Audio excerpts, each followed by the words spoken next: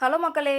இன்னைக்கு இந்த வீடியோல school book wise and syllabus wise நான் எப்படி படிக்கிறேன், அப்ரோச் பண்றேன் என்னோட ஸ்டடீஸ் அப்படிங்கிறது தான் டீட்டெயில்டா நம்ம பார்க்க போறோம்.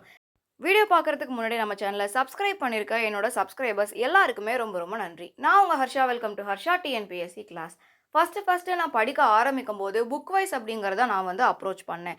சிலபஸ் வைஸ் அப்படிங்கிறது இன்கம்ப்ளீட்டா ஃபீல் ஆச்சு. ஒரு சாட்டிஸ்ஃபேக்ஷன் கிடைக்கல. புக் வைஸ் போயிட்டோம் அப்படின்னா ஈஸியா இருக்கும் அப்படிங்கிறத தான் அப்ரோச் பண்ணேன்.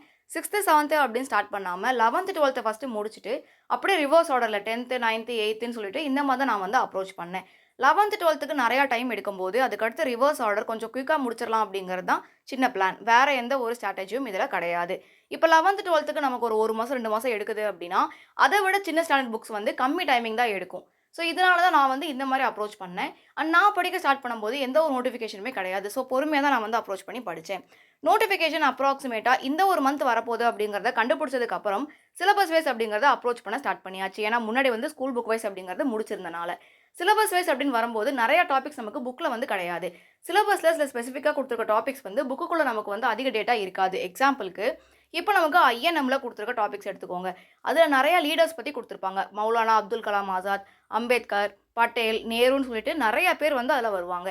இவங்கள பத்தின டேட்டா ஸ்கூல் புக்ல நெறையா இருக்கான்னு கேட்டா, கண்டிப்பா கிடையாது. அப்ப இத பத்தி நம்ம தனியா படிக்க வேண்டியதா இருக்கும். அதே மாரி கரண்ட் அஃபேர்ஸ்ல நெறையா வந்து ஸ்கூல் புக்ல இருக்காது. டெய்லி நியூஸ் படிக்கிற மாரி இருக்கும். பாலிசி நோட்ஸ் ஆட் பண்ற மாரி இருக்கும். ஸோ இந்த மாரி இருக்கிற அடிஷனல் டேட்டா எல்லாமே சிலபஸ்ல நம்ம குடுத்துருக்கிறத கவர் பண்ணும்போது, ஓவரால் நமக்கு ஒரு ஸ்ட்ரக்சர் வந்து கிடைச்சிருது.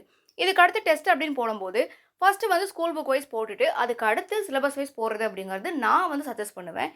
பிகாஸ் அதுக்கும் ரொம்ப ரொம்ப இம்பார்ட்டன்ட்டான ரீசன் என்ன அப்படின்னு பார்த்தீங்கன்னா, ஃபர்ஸ்ட்டு வந்து நீங்க ஸ்கூல் புக் வைஸ் முடிக்கும்போதே, ஒரு 70% வந்து உங்களுக்கு கம்ப்ளீஷன் ஆயிருச்சு அப்படிங்கிற ஒரு சாட்டிஸ்ஃபேக்ஷன் கிடைச்சிரும். அதுக்கு அடுத்து சிலபஸ் வைஸ் அப்படின்னு போம்போது, ரொம்பவே ஈஸியா அத முடிக்க முடியும். இப்ப ஸ்கூல் புக் வைஸ் ஏற்கனவே நம்ம டெஸ்ட் முடிச்சிருக்கோம் அப்படின்னா, சிலபஸ் வைஸ் வந்து கடகடன்னு ஃபாஸ்ட்டா போயிரும். எடுத்த உடனே சிலபஸ் வைஸ் அப்படின்னு போம்போது, ஏதோ நம்ம படிக்காத மாரி, எங்கேயோ ஏதோ விட்டுருக்க மாரியான ஃபீல் எனக்கு வந்து வந்துச்சு. ஸோ நான் வந்து இந்த மாரி அப்ரோச் பண்ணேன்.